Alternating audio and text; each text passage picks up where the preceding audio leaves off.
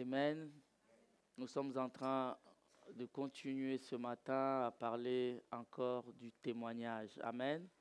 Nous avons dit que cette année, c'est une année de témoignage.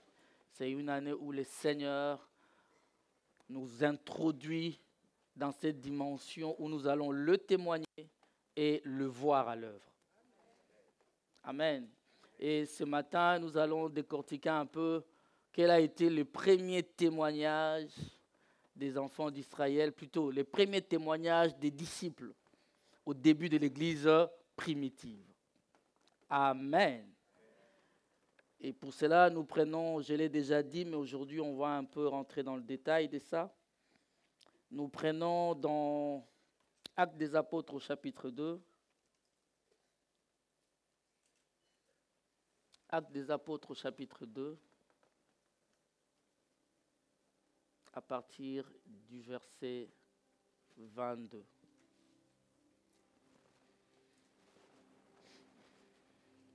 Amen. Nous honorons la parole de Dieu et nous la lisons debout.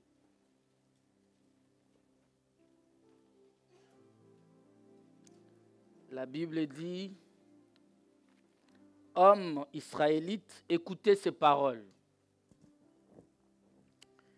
Jésus de Nazareth, cet homme à qui Dieu a rendu témoignage devant vous par le miracle, les prodiges et les signes qu'il a opérés par lui au milieu de vous, comme vous le savez vous-même. Cet homme livré selon les desseins arrêtés et selon la prescience de Dieu, vous l'avez crucifié, vous l'avez fait mourir par la main des impies. Dieu l'a ressuscité en le délivrant des liens de la mort, parce qu'il n'était pas possible qu'il fût retenu par elle. Amen. Car David dit de lui, je voyais constamment le Seigneur devant moi, parce qu'il est à ma droite, afin que je ne sois point ébranlé. Aussi mon cœur est dans la joie et ma langue dans l'allégresse. Et même ma chair reposera avec espérance. Car tu n'abandonnes pas mon âme dans le séjour de mort. Et tu ne permettras pas que ton sang voie la corruption. Tu m'as fait connaître les sentiers de la vie. Tu me rempliras de joie par ta présence. Hommes, frères, qu'il me soit permis de vous dire librement au sujet du patriarche David, qu'il est mort et qu'il a été enseveli et que son sépulcre existe encore aujourd'hui parmi nous. Comme il était prophète et qu'il savait que Dieu lui avait promis avec serment de faire asseoir un de ses descendants sur son trône, c'est la résurrection du Christ qu'il a prévue et annoncée, en disant qu'il ne serait pas abandonné dans le séjour de mort et que sa chair ne verrait pas la corruption. C'est Jésus. Dis avec moi, c'est Jésus. Il est en train de leur montrer la voie. C'est Jésus que Dieu a ressuscité. Nous en sommes tous témoins. Élevé par la droite de Dieu, il a reçu du Père le Saint-Esprit qui avait été promis. Et il l'a répandu comme vous le voyez et l'entendez. Le Saint-Esprit, on sait le voir et l'entendre. Car David ne pouvait monter au ciel. Mais il dit lui-même, le Seigneur a dit à mon Seigneur, assis-toi à ma droite, jusqu'à ce que je fasse de tes ennemis ton marchepied. Que toute la maison d'Israël sache donc, avec certitude, que Dieu a fait Seigneur et Christ. C'est Jésus que vous avez crucifié. Après avoir entendu ces discours, ils eurent le cœur vivement touché. Et ils dirent à Pierre et aux autres apôtres, hommes, frères, que ferons-nous? Que Dieu bénisse sa parole. Nous pouvons nous asseoir.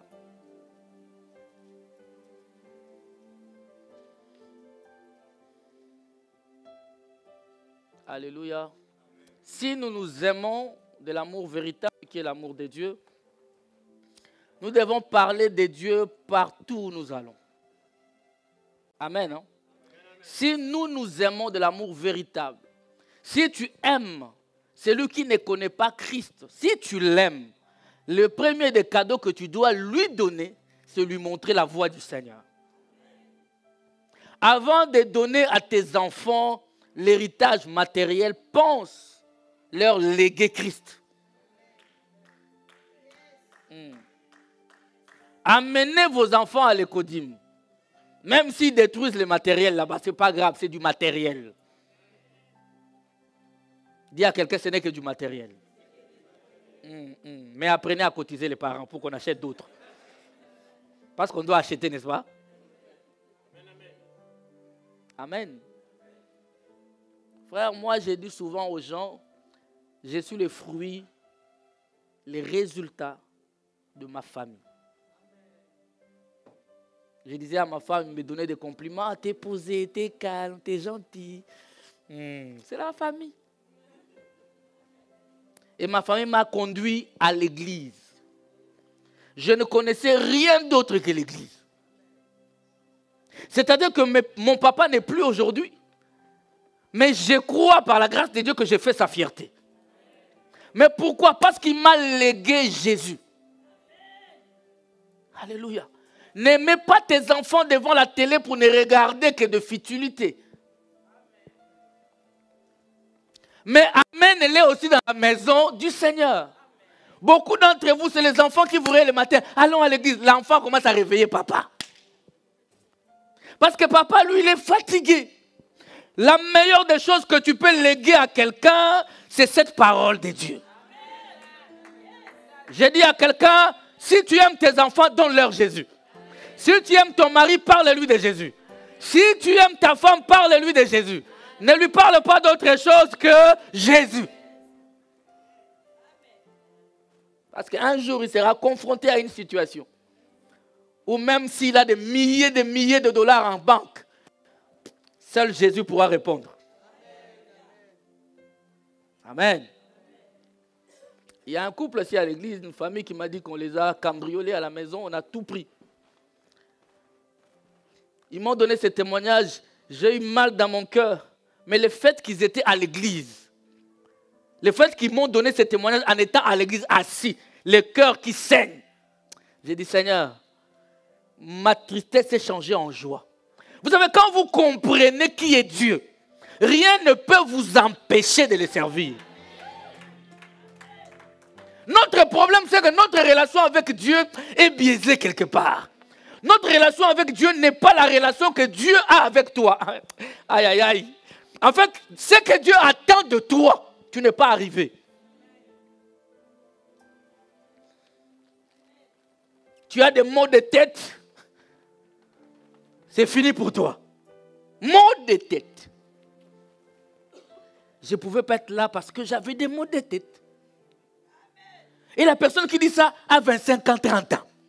Bon, je m'imagine à 70 ans, quand tout ton corps va te lâcher. Toi, tu viendras à l'église.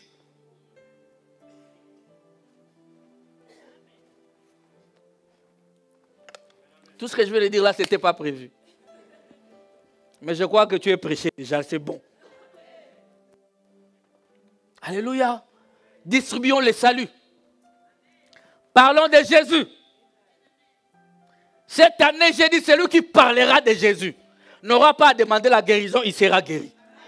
Ah, celui qui parlera de Jésus, qui témoignera de Jésus, n'aura pas à Seigneur, je veux le marier, tu te marieras. Parce que le Seigneur va s'occuper de toi. Alléluia, frère. Mais nous avons dit ceci. Tu ne peux pas aller témoigner Jésus sans Jésus. Ne va pas dire à quelqu'un Jésus, Jésus, mais qu'as-tu de Jésus? Je ne peux pas aller témoigner Jésus sans le témoignage lui-même. Parce que c'est Jésus qui est mon témoignage. Si mon témoignage m'accompagne, lorsque je parle de lui, il prend position pour moi. Tu ne peux pas aller parler de Jésus sans l'avoir en toi. Sinon, comme on va voir, tu seras un faux témoin. Tu es quand même témoin, mais un faux. N'est-ce pas qu'il y en a qui vont à la barre, je jure. Mais c'est un faux témoignage. C'est parmi les 7 choses que l'Éternel a en horreur. De faux témoignages. Alléluia. Jésus était en train de dire, Actes des Apôtres chapitre 1 au verset 8, il dit, n'allez pas encore prêcher, il dit aux disciples. Même si vous avez marché avec moi, même si vous avez vu tous les miracles, il dit, n'allez pas. Retournez d'abord à Jérusalem, attendez la promesse. C'était quoi la promesse? C'était qu'une puissance descendra sur vous. Ah, un enfant de Dieu donne amen, bien-aimé. Il a dit une puissance descendra sur toi. Non, il n'a pas dit c'est quelque chose, non, la puissance de Dieu. Il a dit vous recevrez une puissance, vous recevrez. Alléluia. Vous serez remplis du Saint-Esprit. Il dit c'est alors que vous serez mes témoins. On devient témoin lorsque le témoignage est en toi. Et le témoignage c'est Jésus.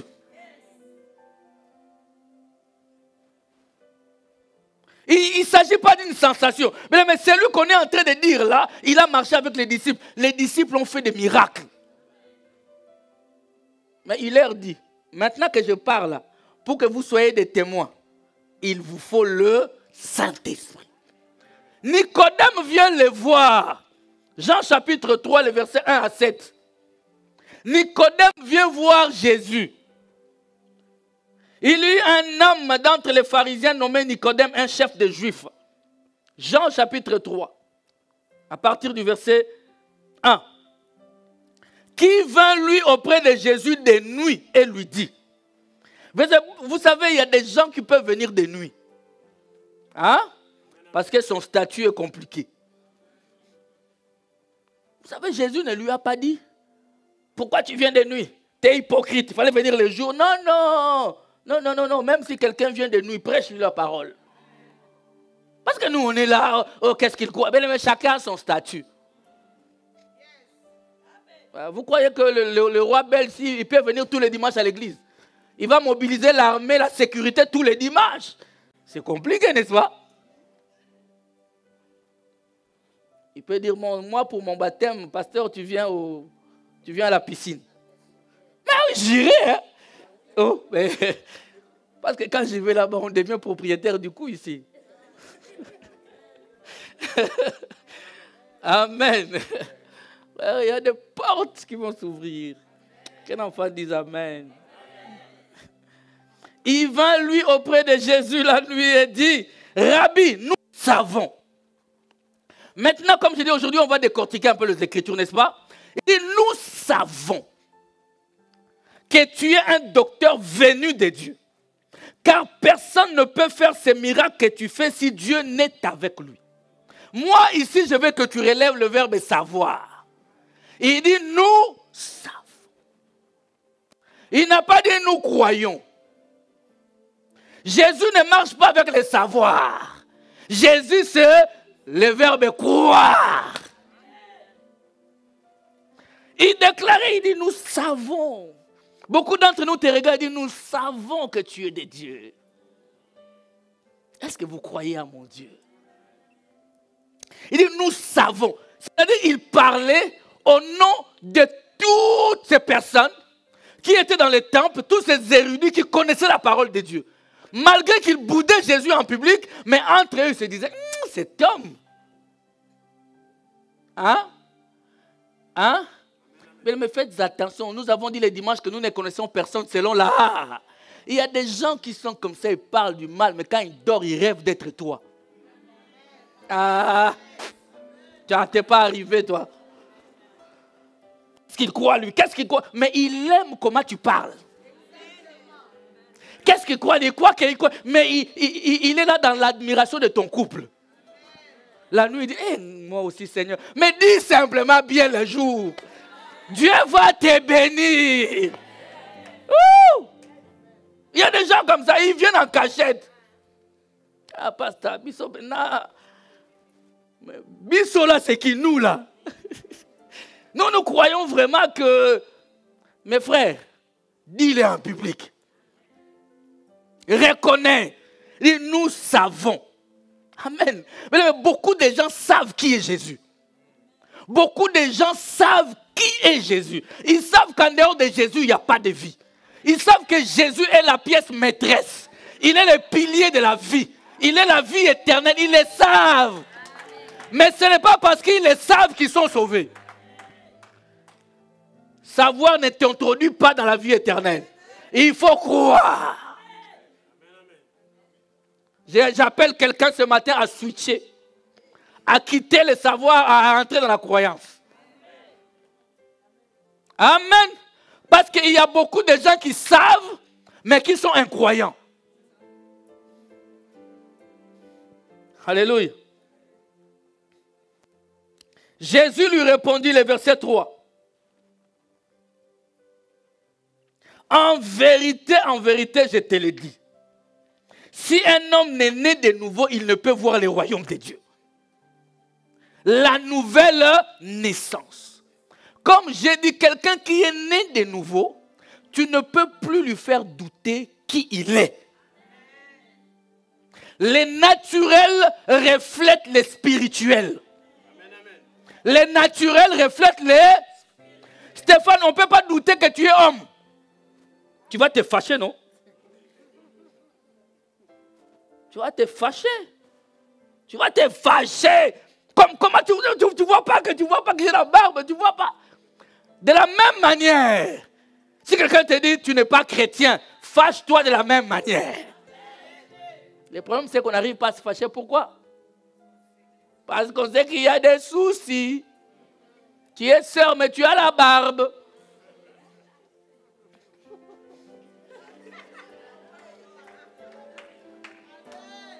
Hein? C'est ça le problème. Quand on dit toi tu n'es pas chrétien, toi-même tu ne peux même pas te fâcher parce qu'il y a des éléments qui prouvent que tu ne l'es pas. Les naturels reflètent les... Bien aimé, on est des chrétiens. Mais maintenant, fâche-toi ne fût-ce que par la foi. Je ne le suis pas, mais je suis en voie. C'est ce que je vais t'expliquer tout à l'heure. Écoutez. Ah, my God. Si un homme n'est né, le verset 4 plutôt, il dit ceci. Nicodème lui dit, comment un homme peut-il naître quand il est vieux? Peut-il rentrer dans le sein de sa mère et naître? Jésus lui répondit, en vérité, je te l'ai dit. On avait parlé de ça aussi. Si un homme n'est né d'eau et d'esprit, il ne peut entrer dans le royaume de Dieu. Ce qui est né de la chair est chair. En fait, Nicodème était en face d'un homme esprit. Lui était chair. Raison pour laquelle Nicodème, étant chair, ne pouvait pas entrer dans la dimension spirituelle où se trouvait Jésus. Même ceux qui ont cru en lui, comme les disciples, ils ne comprenaient pas. Bon, imaginez quelqu'un qui ne croyait même pas en lui. Tout ce que Jésus parlait, les disciples n'ont jamais compris jusqu'à ce qu'ils ont reçu le Saint-Esprit. Alléluia. Amen. Comme quand il leur a dit, celui qui ne mangera pas ma chair, ne boira pas mon sang, n'est pas digne de moi. N'est pas digne de moi. Quand il l'a dit, les autres disciples ont fui. Ils sont restés à 12. Jésus leur dit, et vous, pourquoi vous n'avez pas? La réponse de Pierre, ce n'était pas une réponse révélée. C'était une réponse, où irions-nous? On a laissé nos jobs. On a laissé nos familles. On te suit. Au quartier là-bas, on va se moquer de nous. On te suit, caca. On est là, on ne va plus aller. On s'accroche quand même. Donc, en fait, ce qui nous arrive, des fois, en tant qu'enfant de Dieu, c'est Dieu lui-même qui nous tient. Beaucoup d'entre vous qui sont des enfants de Dieu, ici, vous pouvez vous dire, mais pourquoi moi? Des fois, tu ne sais même pas. Tu dis, mais Pourquoi pas lui? Pourquoi moi? C'est-à-dire, quelque part, c'est Dieu qui te tient. Lui-même, il te tient. Tu n'as rien compris, mais lui-même, il te tient. Pendant que Pierre disait, Jésus lui-même disait, mais toi, Pierre, je sais, j'ai des copes avec toi. Toi, j'ai une promesse. Toi et moi, il y a alliance. Je ne vais pas te laisser partir. Quand vous voyez quelqu'un quitter la présence de Dieu, il y a un problème. Nous sommes de ceux que Dieu a choisis bien avant la fondation du monde. Lorsque nous les rencontrons, nous-mêmes, nous ne comprenons pas. Mais nous sommes là. Je n'ai pas encore le mariage, je suis là. Je n'ai pas encore le travail, je suis là. Je n'ai pas encore l'élévation que je cherche. Mais pourquoi tu es là? Je ne sais pas. Je suis là. C'est comme un homme qui croise une femme. Au fur et à mesure qu'ils sont ensemble, l'homme ne sait plus pourquoi il aime sa femme. Tu peux lui dire, oh, ta femme est la plus belle quand elle le regarde. Elle ne voit plus ça. Mais qu'est-ce qu'elle voit? Elle voit des choses que personne d'autre ne voit. Alléluia. Raison pour laquelle beaucoup d'entre vous sont là. Eh mais lui vraiment, quelle femme il a eu. C'est que toi tu vois incompatible là. C'est compatible. Parce que toi tu es charnel. Toi tu vois là, la chair. C'est bon? Nicodème n'a pas compris parce qu'il était charnel. Ce qui est né de la chair est chair, ce qui est né de l'esprit est... Voilà pourquoi pour aller témoigner Jésus, tu dois naître d'esprit. Parce que lui, il est esprit. Amen. Donc, la nouvelle naissance n'est pas négociable. Ce n'est pas négociable, frères et sœurs. La nouvelle naissance est une obligation. Et quand je parle de naître de nouveau, je ne parle pas de commencer à dire Rokobondo Sakabayakana. Non. Non. Tu peux Rokondobondene là, et puis tu vas en enfer. Ah, tu peux Shakabadada, tu vas en enfer. Parce qu'en enfer, là-bas, ça parle en langue. Dieu n'a pas retiré aux anges leur parler en langue. C'est la langue des anges ou pas? Donc, ceux qui sont descendus avec les serpents là, ils parlent en langue. C'est un don. La Bible dit, l'apôtre Paul dit, tout le monde ne peut pas parler en langue. On ne peut pas t'obliger à parler en langue.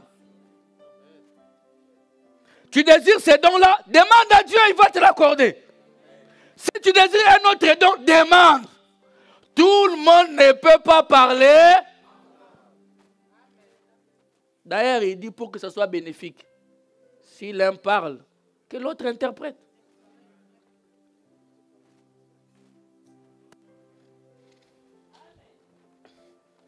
Comme c'est pour ton édification personnelle, garde ça bien. C'est très bien. Donnez-moi un amen, frère. Donc nous comprenons par là que le naître de nouveau, c'est au-delà de parler en langue. Ce que je veux dire, c'est que c'est au-delà des dons spirituels. N'est-ce pas? C'est au-delà des dons spirituels. Les dons viennent là où il y a l'esprit. Il faut d'abord que tu aies le Saint-Esprit pour que les dons viennent. N'aimez pas la charrue avant le bœuf.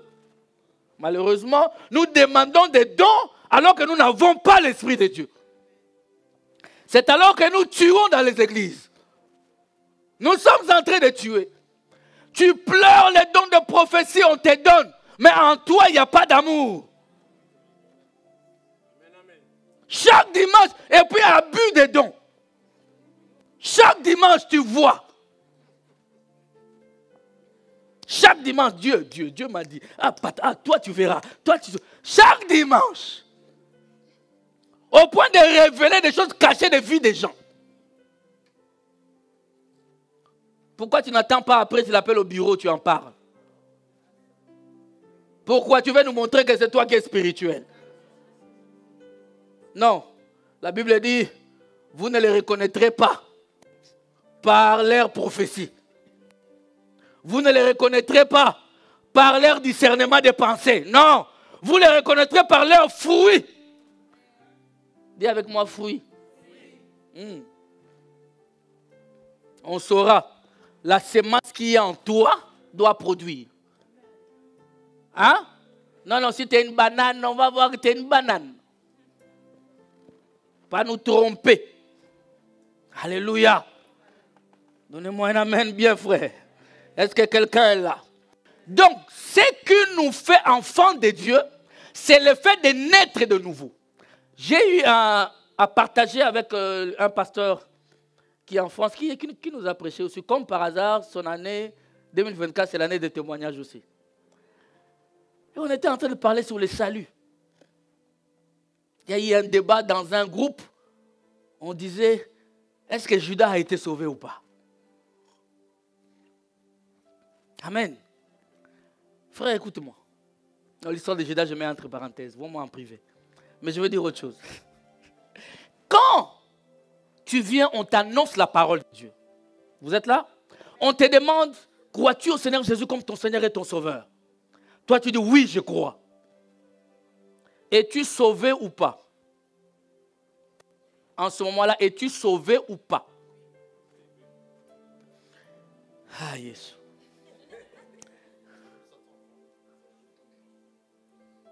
Vous savez que Satan croit aussi que Jésus est Seigneur? Il est sauvé? En fait, on appelle ça aussi le salut. Mais ce n'est pas ça. C'est-à-dire quand tu crois au Seigneur Jésus comme ton Seigneur et ton Sauveur, tu entres dans le processus du salut. Le salut est un processus. Ce n'est pas du tic au tac. C'est une marche. Voilà pourquoi on parle de la marche chrétienne.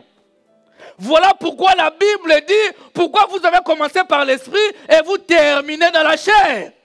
Donc quelqu'un peut bien commencer et mal.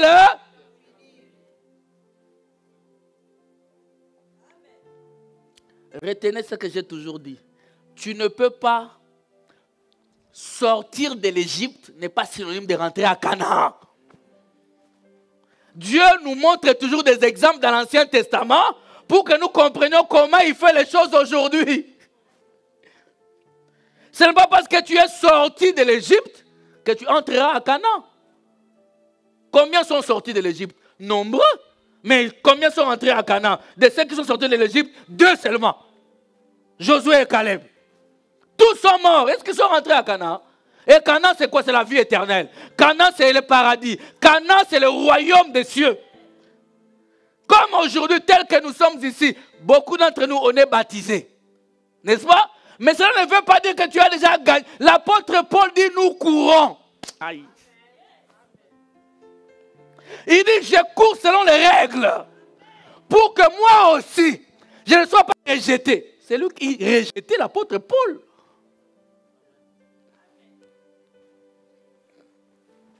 Donc si tu crois que le jour où tu as dit, Seigneur, je te reçois dans mon cœur, tu es resté sur ton canapé, tu zappes. Moi, le ciel est dans mon cœur, tu te trompes. C'est une marche de tous les jours. Nous marchons, l'impudicité tombe. Nous marchons, les mensonges tombent. Nous marchons, l'incrédulité tombe. Nous marchons, nous sommes téméraires, nous n'abandonnons pas. Nous continuons à croire jusqu'à ces jours-là. Seigneur, je te crois dans mon cœur, tu es mon Dieu. Chaque samedi, Fali Poupa. Et toi, tu crois que toi et moi, on va se retrouver au ciel. Hey! Mon frère, c'est quel ciel en question? Sinon, on aura des pancartes. On va faire marche de protestation. Seigneur, y était. Donnez-moi un amen bien.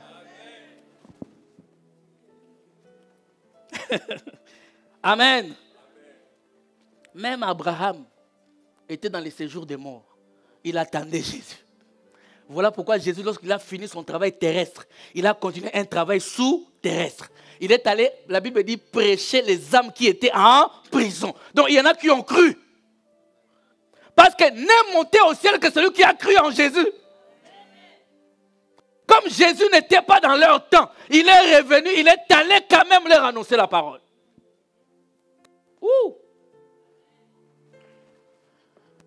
Et quelqu'un te dira, toutes les religions vont aller au ciel. Pas ici. Nous ici, c'est Jésus et Jésus. Il leur dit, rentrez à Jérusalem. Ils se sont mis à prier et le Saint-Esprit est descendu. Ils étaient remplis, ils étaient baptisés, ils étaient nés de nouveau. Voilà pourquoi Jésus avait dit même à Pierre, il dit, Pierre, lorsque tu seras converti, c'est choquant, hein? Vous êtes là ou pas? Pierre, Jésus, il dit à Pierre, Pierre, lorsque tu seras converti, affermis tes frères. Donc, Pierre, si moi j'étais Pierre, j'ai dit, Seigneur, donc je ne suis pas converti. Non, tu es en voie, Pierre. En voie d'être converti. Il te faut le Saint-Esprit. Amen. Il faut que les 1 euro deviennent $1. Sinon, il y a problème. Il faut conversion, la conversion. J'aime votre attention aujourd'hui. J'ai dit vrai, j'aime bien ça. Le Saint-Esprit est descendu. Alors Pierre était converti. Hein? Converti. Pierre a commencé à parler. Écoutez maintenant Actes des Apôtres chapitre 2, le verset 22. C'est Pierre qui commence à parler maintenant, à témoigner Jésus. Ça, c'est le premier témoignage de l'église primitive. C'est-à-dire la première prédication, le premier enseignement. Amen. Quand les gens le regardaient, ils disaient, ils sont devenus ivres, ils ont beaucoup bu. Alors Pierre, quand il a entendu tout ça, il a entendu tout ce qu'il disait, il dit, bon, je vais un peu vous enseigner. Je vais vous annoncer qui est Jésus. Mais le peuple aujourd'hui, les gens ont besoin d'entendre la voix de Dieu. Alléluia. Ils ont besoin de nous regarder et de voir Jésus. Alléluia. Il dit, homme israélite, écoutez ces paroles. Jésus de Nazareth, cet homme à qui Dieu a rendu témoignage. A rendu témoignage devant vous par les miracles, les prodiges et les signes qu'il a opérés par lui au milieu de vous, comme vous le savez vous-même. Il dit que ceci, cet homme Jésus est venu rendre témoignage du Père. Écoutez bien. Jésus est venu rendre témoignage du Père. Ici on dit, Dieu a rendu témoignage par Jésus à travers des miracles, des prodiges et des signes. J'annonce à quelqu'un que cette année, si tu témoignes Jésus, Jésus passera par toi et tu vivras les miracles, les prodiges et les signes.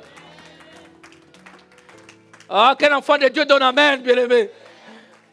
Reçois ça dans ta vie cette année 2024. Je disais, profitons, on est encore en janvier, ajustons les angles. Amen. Que le Seigneur augmente ta foi pour que tu croies. Pour que tu vives le miracle. Alléluia. Dieu a rendu témoignage via son Fils. À travers des prodiges et des miracles. J'ai prié à ce que tu vives la même chose. Mais pourquoi? Parce que tu vas témoigner. Parce que tu parleras de Jésus. Aussi longtemps que tu te mettras debout pour parler de lui, il parlera de toi. Et comment Dieu parlera de toi? À travers des miracles, des signes et des prodiges. Amen, amen, amen. Mais n'ayez pas oui. J'avais dit, à partir de février, on ne viendra pas seul à l'église. Tu dois amener quelqu'un dans la présence de Dieu. Dis-lui, Jésus est Seigneur. S'il habite loin, va le chercher. Ce n'est pas en vain que Dieu t'a donné un véhicule. Tu croyais que c'était pourquoi? Pour rester jusqu'à 3 heures du matin dans des fêtes. Les moyens l'amènent bien. Alléluia. Le verset 23, il dit, cet homme, livré selon les desseins arrêtés et selon la préscience de Dieu. Écoutez bien ceci. Tout ce que Jésus a fait, c'était dans la préscience de Dieu. Rien de ce qui s'est passé dans la vie de Jésus était un hasard. De la même manière, rien dans la vie d'un enfant de Dieu n'est un hasard. Bien, mais les galères par lesquelles tu passes, ce n'est pas un hasard. Les humiliations par lesquelles tu passes, ce n'est pas un hasard. Non, non, je te dis vrai, ce n'est pas un hasard. Si Dieu permet à ce que tu vives cette humiliation, parce qu'il a en réserve une élévation pour toi. Ah, que quelqu'un donne-moi un amen bien. Oui, oui, si Dieu permet à ce que tu sois malade, c'est parce qu'il a la guérison quelque part gardée pour toi. C'est pourquoi réjouis-toi quand les gens parlent beaucoup. Surtout du mal de toi. Toi, reste accroché à Dieu. Selon les desseins arrêtés de Dieu, tout était planifié. Judas, tout ce qui s'est passé. Joseph d'Arimathée, tout était préparé. Parce que Dieu, il est tellement intelligent qu'avant de commencer un projet, il s'assoit et il voit les tenants et les aboutissants, il met tout en place pour que la chose s'accomplisse. Il dit, vous l'avez crucifié, vous l'avez fait mourir par la main des impies. Seigneur, c'est toi-même qui as déjà dit que tu l'as livré, tu as planifié. Et pourquoi tu dis, nous l'avons crucifié? Est-ce que quelqu'un a compris ou pas? Tu dis, tu as déjà planifié, il ne vient pas venir, il va mourir. Mais vous l'avez crucifié là, ça sort encore comment? Ce n'est pas parce que tout est planifié que toi tu es censé jouer un rôle dedans. Non, tu n'as pas compris. On est toujours des acteurs.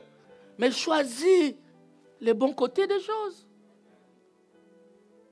Amen. Dieu l'a ressuscité en le délivrant des liens de la mort parce qu'il n'était pas possible qu'il fût retenu par elle. Il était impossible que la mort retienne le Seigneur.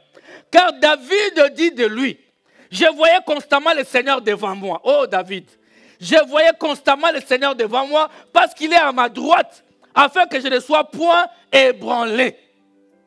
Alléluia. La droite de Dieu, c'est toujours la puissance de Dieu. Aussi mon cœur est dans la joie et ma langue dans l'allégresse. Et même ma chair reposera avec espérance.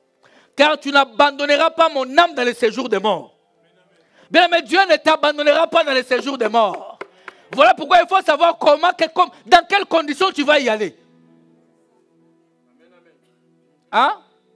Parce que, bien aimé, toi et moi ici, là, on ne sait pas si le dimanche prochain, on va se voir. Quelqu'un me regarde et dit, mais oui. Qui te dit ça? Qui te dit ça? Ton témoignage m'a fait réfléchir, mon fils. J'ai réfléchi. Un ami, 21 ans, tu m'as dit. 21 ans. 21 ans. Accident de circulation. Rempli de projets. 21 ans. Même âge que lui. 21 ans. Paf, da. Rempli de projets. En plus, il lui dit, l'année prochaine, vraiment, je dois commencer à aller à l'église. Je veux commencer à prier. L'année prochaine. C'est maintenant. Dis avec moi, c'est maintenant.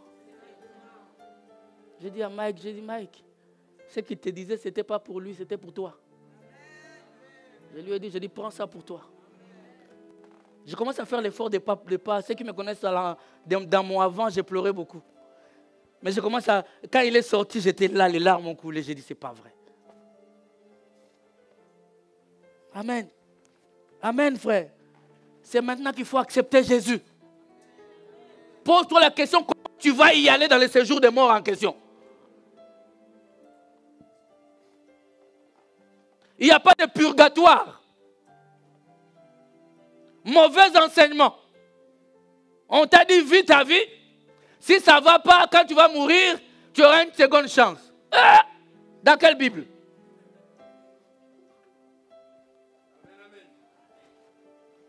Dans quelle Bible? C'est maintenant qu'il faut donner sa vie au Seigneur. C'est maintenant qu'il faut être sérieux avec Dieu. C'est maintenant. Alléluia. Il ne t'abandonnera pas. Et il ne permettra pas que ton sein voie la corruption. Et parler de Jésus. Tu m'as fait connaître les sentiers de la vie. Tu me rempliras de joie par ta présence. Oh mes frères, ceux qui lisent la parole comprendront ceci. Les Pierre qui parlent ici est différent du Pierre qui était avant. Lisez l'histoire de Pierre. Ça, c'est une autre personne. Oh mes frères, qu'il me soit permis de vous dire librement au sujet du patriarche David. Ici, il prend des pincettes parce qu'il ne voulait pas toucher, froisser la sensibilité des enfants d'Israël. Parce que tu ne peux pas toucher au roi David n'importe comment. Amen. Il a attiré leur attention, mais il a trouvé une formule pour que ça ne les froisse pas beaucoup. Écoutez. Homme, frère, qu'il me soit permis de vous dire librement au sujet du patriarche David qu'il est mort et qu'il a été enseveli et que son sépulcre existe encore aujourd'hui parmi nous. Est-ce que vous suivez? Il parle de David. David, vous savez qu'il est mort. Vous savez qu'il est enseveli. Et nous connaissons son sépulcre jusqu'à aujourd'hui. Mais comme il était prophète, le verset 30, et qu'il savait que Dieu lui avait promis avec serment de faire asseoir un de ses descendants sur son trône. Dieu avait dit à David, lorsque David a dit, Seigneur, je vais te bâtir une maison. Vous me suivez? Il dit, Seigneur, je vais te construire une maison. Parce que, non, il faut qu'on te construise une maison où tu vas t'asseoir. Le Seigneur dira, je vais aller vite, il dit, David, ce n'est pas toi qui vas me bâtir une maison. Mais ce sera ton fils. Vous êtes là? Il a promis à David que son fils va construire une maison pour lui. Ça ne sera pas David parce que David, tu as beaucoup de sang entre tes mains. Tu as fait couler, tu es l'homme selon mon cœur. Mais à ce stade-là, là quand même, tu as exagéré. Ce que tu demandes que tu fasses pour moi, il y a une compatibilité de ton état par rapport à ce que tu demandes. Mais nous demandons des fois des choses à Dieu. Dieu te réagit par rapport à ce que tu as fait. Qui va te croire? Je ne sais pas si vous comprenez. Il y en a qui ont commis tellement de... Ah, David, je t'aime tellement, je peux te laisser me construire ça. Mais tes mains, tu as exagéré. Tu as fait couler beaucoup de sang. Frère, ne vous plaisez pas dans le péché. Un enfant de Dieu digne de ce nom, quand il commet une erreur, il ne dort pas sans se repentir. Tu ne peux pas te plaire. Tu as des copains, des copines dans la fornication et tu dors tranquille. Ta maman à la maison croit que tu es une fille gentille. Alors que gentillesse c'est toi et toi ça fait deux.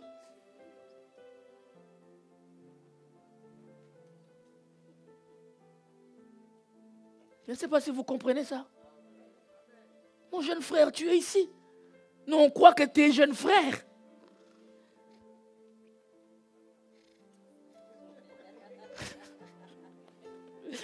Je ne vais pas le dire tout haut. Amen.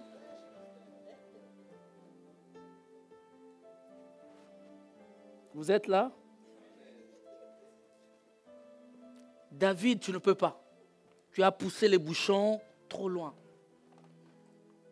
Je crois que c'est la première fois que Dieu refuse à David quelque chose. Il va dire, mais ça sera ton fils. Amen. Lui, il pourra le faire.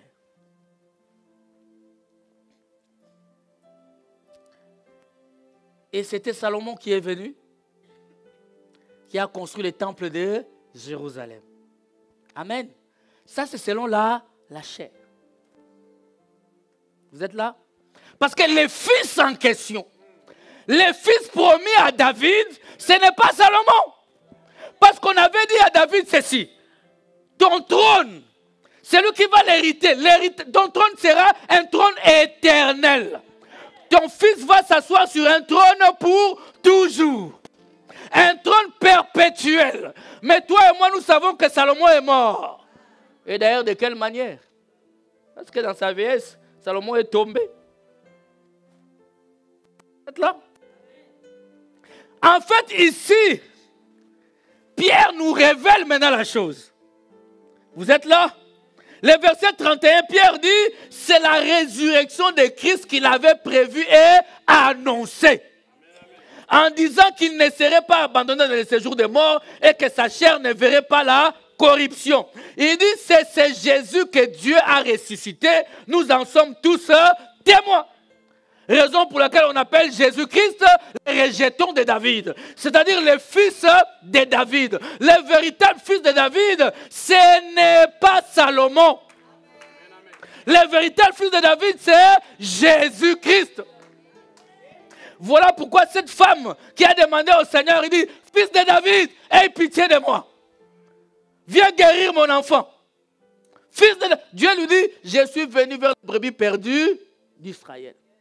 Je ne peux pas prendre les pains des enfants, donner ça aux chiens.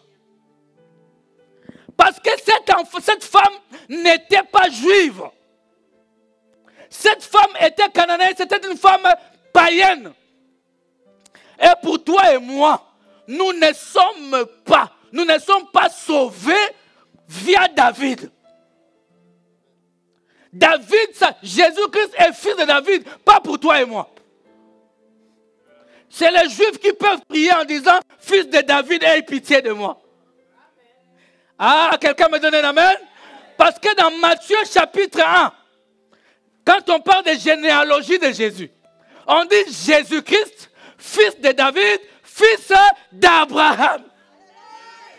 Quand on dit fils d'Abraham, c'est là que toi et moi, nous réclamons le droit d'être enfants de Dieu. Est-ce que j'ai parlé à quelqu'un? Oui, parce qu'en tant que fils de David, tu n'es pas dedans. Tu n'es pas juif. Mais en tant qu'Abraham, en tant que fils d'Abraham, parce qu'Abraham n'était pas juif. Hein? N'est-ce pas? Abraham n'était pas. Isaac n'était pas. La nation d'Israël a commencé avec Jacob. Donc nous proclamons notre identité en tant qu'enfant de Dieu via Abraham. Jésus-Christ, fils d'Abraham. C'est là qui conclut l'affaire. Désormais pris différemment. N'appelle pas Jésus par un nom qui ne t'identifie pas. Tu dois dire qu'il est fils d'Abraham. En tant que fils d'Abraham, je suis dans la promesse. En tant que fils de David, je suis exclu de la promesse. Ah, j'ai dit, quelqu'un faut connaître la parole de Dieu, n'est-ce pas? Alléluia. Il dit, David n'est point monté au ciel, mais il dit lui-même, le Seigneur a dit à mon Seigneur, assis-toi à ma droite, jusqu'à ce que je fasse de tes ennemis ton marchepied. Que toute la maison d'Israël sache. Amen. Avec certitude que Dieu a fait Seigneur et Christ, c'est Jésus que vous avez crucifié. Je dis à quelqu'un, c'est ce que nous devons annoncer au monde aujourd'hui. Que le Seigneur a été fait chair. Que Jean chapitre 1, le verset 1, c'est déjà accompli. Est-ce que je parle à quelqu'un, bien-aimé? Nous ne prions pas, nous ne chantons pas, nous ne prêchons pas Jésus comme tout le monde. Nous prêchons un Jésus, un Dieu qui s'est fait chair. Qui est venu dans le monde. Qui est monté à la croix. Qui est mort pour toi et moi. Qui m'a donné sa vie. Et qui m'a dit, je suis allé te préparer une place. Et bientôt, très bientôt, je viendrai. Abraham annonce au monde la bonne nouvelle. La bonne nouvelle est quoi? Et que quand bien même je mourrai, je reviendrai à la vie. La bonne nouvelle, c'est ça. Alléluia. La même, mais écoutez, celui qui prêche Jésus avec Jésus, son attitude change. Le même Pierre, qui a eu peur d'une femme. Le même Pierre qui a eu peur d'une femme. C'est le même Pierre qui prêche devant la foule. Sans avoir peur. Désormais, il regardait et leur disait, dois-je avoir peur de vous? Obéir à vous ou à Christ? Qu'est-ce qui faisait la différence? C'était un Pierre différent. C'était un Pierre qui avait le Saint-Esprit. Alléluia! Alléluia! Bien, mais écoute, aucune faute ne peut subsister face au sang du Seigneur Jésus-Christ. Aucune.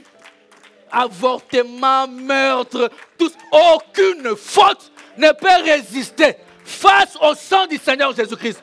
La repentance efface l'ardoise ancienne. Ah, quel enfant de Dieu dit amen à ça? Ça efface l'ardoise ancienne. Tu peux te lever et parler. J'ai dit à quelqu'un, n'aie pas honte de parler par rapport à ton passé. Si tu t'es repenti, le Seigneur t'a pardonné. Et s'il t'a pardonné, lève-toi et prêche Jésus. Lève-toi et prêche Jésus. Nous sommes tous appelés à témoigner Jésus à l'humanité tout entière. Alléluia. Pour leur dire que la parole a été faite. Bien, mais écoutez. 1 Timothée chapitre 3 verset 16. C'est ce que nous devons témoigner aux gens cette année. Leur dire ceci. 1 Timothée 3, 16. Est-ce que quelqu'un est là avec moi? Ne me laissez pas monter seul. Alléluia. Et sans contredit, le mystère de la piété est grand. C'est lui qui a été manifesté en chair. Les enfants de Dieu qui aiment la parole sont là. Justifiés par l'Esprit. Vus des anges. Prêchés aux gentils. C'est nous les gentils, nous les païens. Crus dans le monde, élevés dans la gloire. Laisse-moi te dire, les anges devaient nous remercier un jour. Parce qu'ils l'ont vu lorsqu'il a été fait chair. Et venu pour nous sauver. Et ils étaient toujours dans Alléluia. Mais un jour, il a revêtu encore. Vu des anges pour venir me sauver. Donnez-moi un amen bien, frère. Je veux que tu ne doutes plus de la grâce que Dieu t'a faite. Nous sommes appelés à déclarer qu'en dehors de lui, il n'y a point de vie. Il n'y a point d'autre sauveur. Mais ne doute pas de ce que Dieu est pour toi. Nous prêchons Jésus aujourd'hui avec des doutes. Lorsqu'il y a un musulman, je ne sais qui vient, qui te dit un truc, tu commences à être paniqué. Même si je n'ai pas de réponse, tu ne peux pas enlever ce qui est en moi. Jésus est Seigneur. Jésus est mon roi et il revient bientôt. Tu ne peux pas l'enlever de ma vie. Alléluia. Dis-lui, Jean 3,16, car Dieu a tant aimé les mondes. Il a donné, alléluia, afin que quiconque croit en lui ne périsse point, mais qu'il ait la vie. Annoncez-le au monde. Dites-leur, Jésus revient bientôt. Amen.